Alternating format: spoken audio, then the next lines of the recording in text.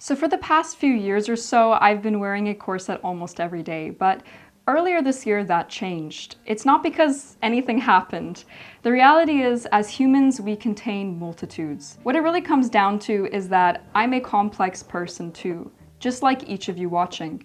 And I began to get this uneasy feeling wearing mainly Georgian and Victorian clothing.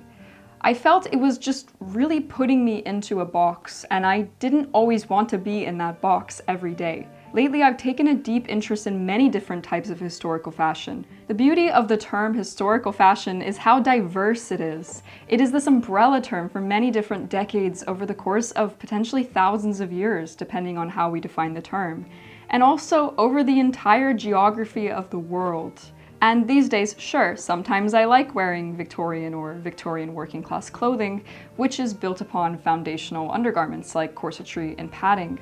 But many days I also feel like wearing my historical, ancestral Volga Tatar clothing, like this late 19th century, early 20th century working class Tatar dress that I actually just finished. And I'm definitely planning to make a bunch more of these. And I've also become very fascinated lately by even older styles, such as 1485 Italian shifts that I recently made into a dress. For the future, I'm also planning to make and wear garments like kirtles and other more archaic styles. I also have really fallen in love with Pre-Raphelite clothing and paintings. None of these garments include corsetry as the underlayers, and I love having the freedom to be able to choose each day which way I want to express myself without limitations. It started to feel inauthentic to limit myself to just one period in history and one primary culture. It just isn't the reality of who I am, what I value, and what I feel passionate about. And although this may seem like a big change, and I suppose in some ways it is, I also think it's a beautiful change, because now think about the whole spectrum of the type of content I'm going to be able to release.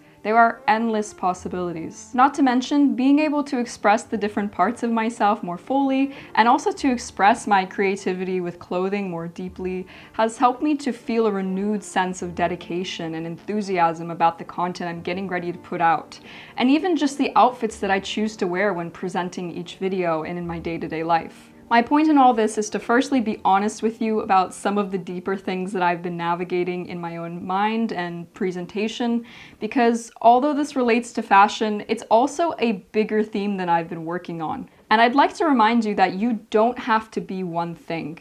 You don't have to limit yourself in the way that you express yourself with clothing and beyond. You're allowed to possess many parts of yourself, and all of them are welcome at your own dinner table, so get comfortable with preparing a cute little place setting for each of them. I feel like the more we lean into allowing the various parts of ourselves to coexist with minimal judgment, the more we are able to develop a deeper sense of compassion for ourselves. And then that floods out onto the world around us. And in some ways too, we end up having more freedom to respond with the parts of ourselves that we would like to show, that we feel would be the most loving, respectful, and kind choice in any given situation. And I feel one of the biggest gifts that we can give to ourselves is to welcome and embrace all the parts that choose to make an appearance. So medieval, Tatar, Victorian, Renaissance, Irish clothing, and then on a deeper level, grief, love, anger, fear, joy, compassion, care. It's all allowed to exist, and I'm personally going to be letting them all dine together. So I'm looking forward to showing you all what I have brewing in the coming months ahead. Also, let me know below what your favorite era and region of fashion is, because I would love to learn more about perhaps areas of fashion history that I'm not very aware of. Thank you so much for listening and watching, and I'll see you all in 2 weeks for another video.